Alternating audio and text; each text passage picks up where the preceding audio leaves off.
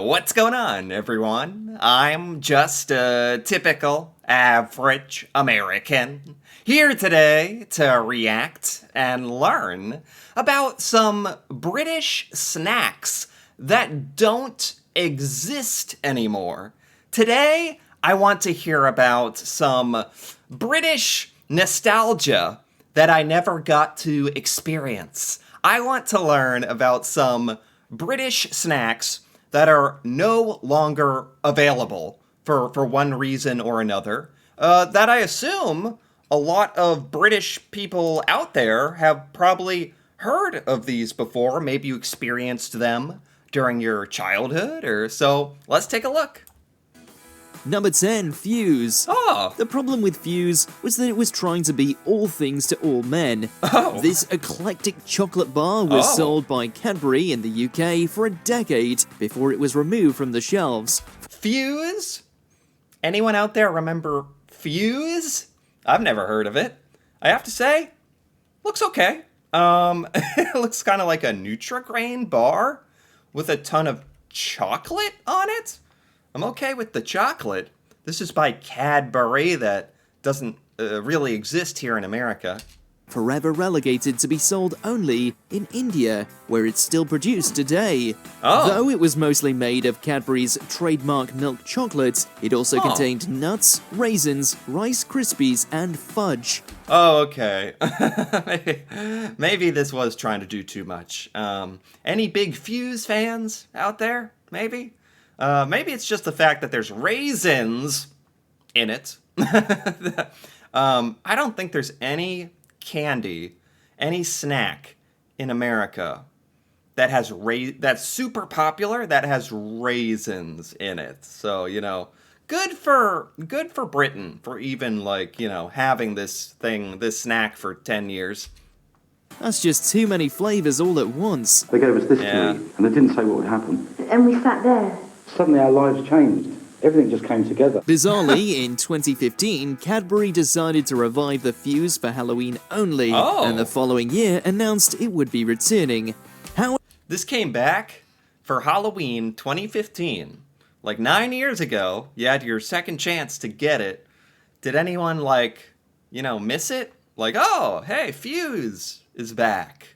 Cool. Or was everyone like, oh, okay.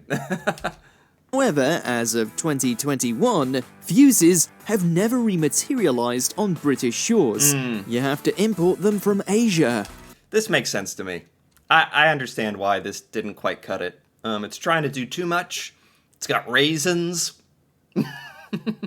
This is a candy bar we can all live without. Number 9, Galaxy Truffles. Oh. Yes, Galaxy does still make truffles, but you all know which Galaxy Truffles we're talking about. The ones in celebrations that were unfairly ousted back in 2011. What is this? You'd get these in a big old bucket, a big old tub of bite-sized candy?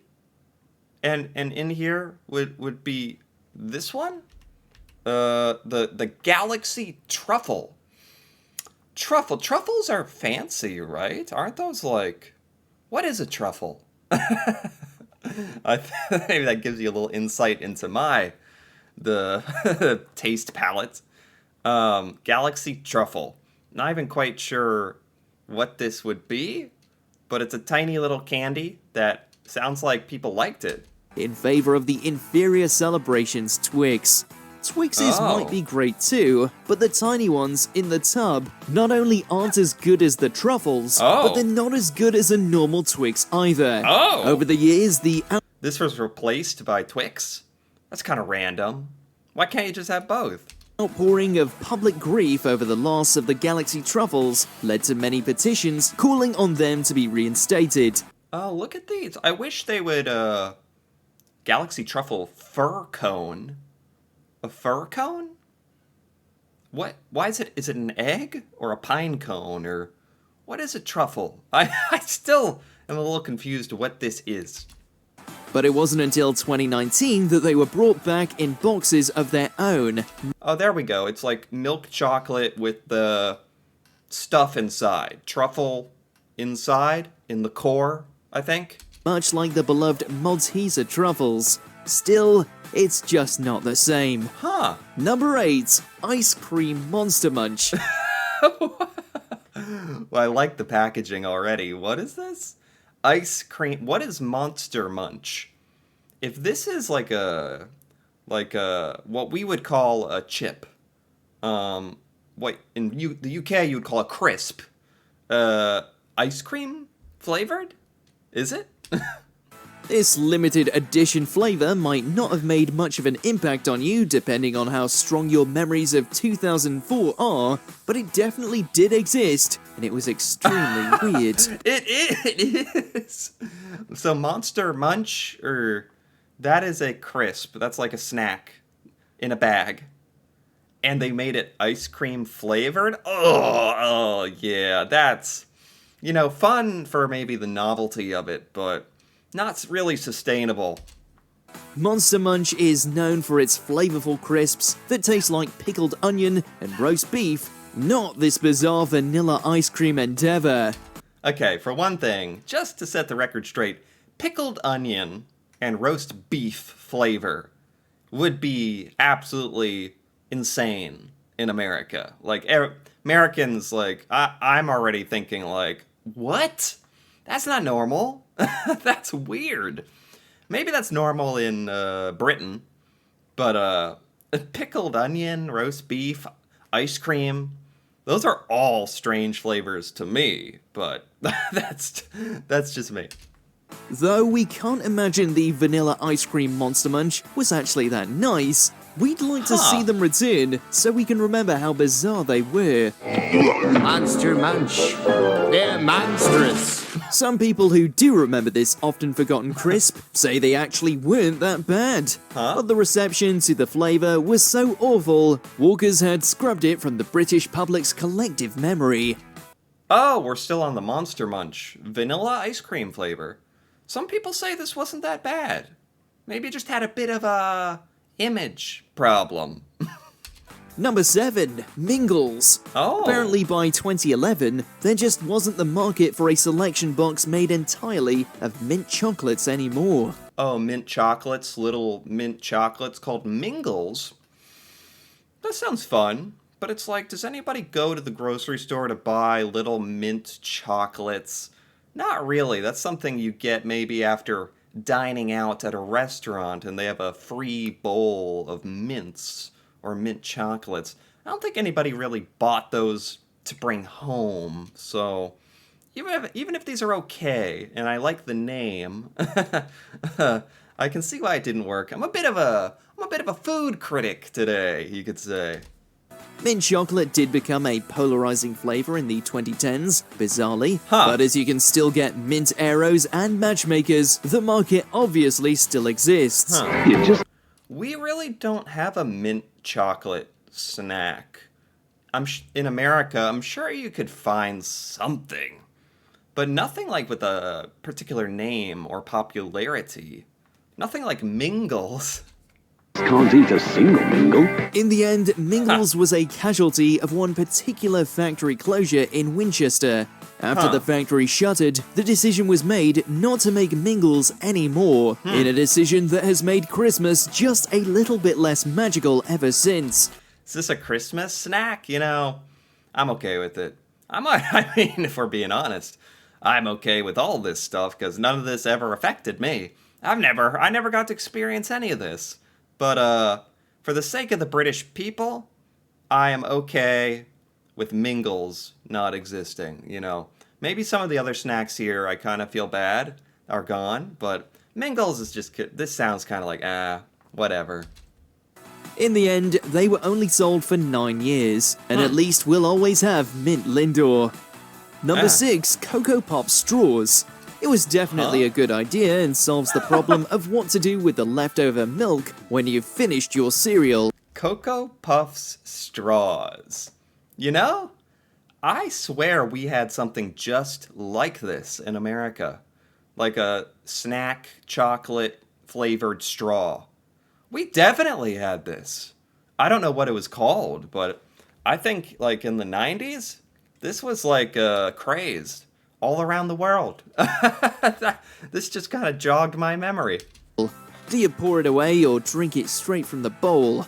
Well, with the advent of these edible chocolatey straws in 2006, you could drink the remaining milk without risking spilling it everywhere. Yeah, we definitely had this when I was a child.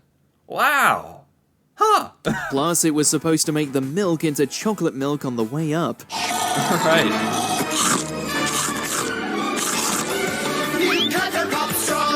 How long can you slurp before you have to munch? Unfortunately for Kellogg's, it just wasn't resoundingly popular, despite the fact they Yeah, it was kind of like cool. It was cool to do like once or twice, and then you're just like over it. But it sounds like such a good idea. But then in practice, it's just like not underwhelming, not overwhelming. It's just whelming. It's just whelming when you finally do it. tasted pretty good, even if you ate them without bothering with the cereal. Yeah. Various petitions have sprung up demanding Kellogg's to make them again. Huh. Number 5, Coke with lemon. Oh. I'm surprised this was never a thing in the United States. Diet Coke with lemon. Coke with lemon. I would think people would enjoy that, actually. We have vanilla Coke. That's very popular. Or cherry Coke. Why not lemon? I'm surprised this was never a thing in America. When you go out for a meal anywhere nicer than a fast food restaurant, you're probably going to be offered a slice of refreshing lemon or lime in your Coke. Right. But what if there was a way to avoid going to the trouble? Well, in America, you get a slice of lemon in your water. You don't usually do that with your Coke. I've never seen anybody put lemon in their Coke. Just water. So maybe, is this weird? Anyone out there ever had this? Is this good? Of actually slicing a lemon. Once upon a time, there was, as Coca-Cola decided to produce Coca-Cola with lemon back in 2001. Okay. Coke with lemon spread around the world, but its originating point was still in the UK. Really? This is so interesting. Yeah, I'm pretty sure we never really had this, unless I was too young to remember Coke with lemon, but yeah, it just doesn't sound as good as Coke with vanilla or cherry Coke. Coke with... I guess I can see why this didn't quite cut it. Until it was discontinued in the UK in 2006. Okay. It's still not entirely clear why Coke with lemon turned out to be a flop in Britain when it seemed like a brilliant idea for a flavour. Yeah. Number 4. Yeah, it's probably one of the more logical things so far, but maybe it's like those chocolate straws. It's like, it sounds good, but then it's just not what you'd expect. Or Mars Delight. Mars bars are great, but all that nougat and caramel can make them a bit stodgy. Mars Delight? So Mars Bar, what is a Mars Bar? I think that's like the American Milky Way bar. I think. And this is like a Super Mars Bar? Mars Delight. That's why the Mars Delight was conceived as a smaller, airier spin on the standard Mars bars that looked... Oh, how is this a delight? No, it's smaller, it's less dense. They call it airier. I say less candy. I say strictly worse. Never heard of this before, but God, maybe this is just the American in me coming out, but when you get a chocolate bar or a candy bar, you want to know you're eating a candy bar. You don't want to get some kind of like diet light deluxe candy bar with more air in it. It's like, no, I want it to be unhealthy. That's the point. like a flake on the inside. It was only sold in British supermarkets for 4 years, taken off the market by Mars in 2008. According to the company, when it answered the many fans clamoring for the delight to return, it was discontinued because it was unpopular. Unpopular. I'm not surprised. It's just like, that's not the point of snacks, in a way. But you wouldn't know it from the desperate petitions all calling for it to be brought back. Huh. And remarkably, in 2020, a bar more than a decade past its sell-by date went for 50 quid on eBay. Oh my god. Someone actually wanted to eat one of these? Like, that was 20 years old? So maybe this had, like all British snacks on this list, I'm sure they had their dedicated niche audience, their fans. Number 3, Flake Snow. Oh. The humble flake has been a popular snack for decades. Really? This is a popular British snack? I've never heard of it. What? It's called the Flake Snow. What's inside of it? But it once had an alternative version called the Flake Snow, or if you remember its original iteration in 2000, the Snowflake. This was a white chocolate flake coated in Cadbury's trademark milk chocolate, and it was delicious. But That sounds good.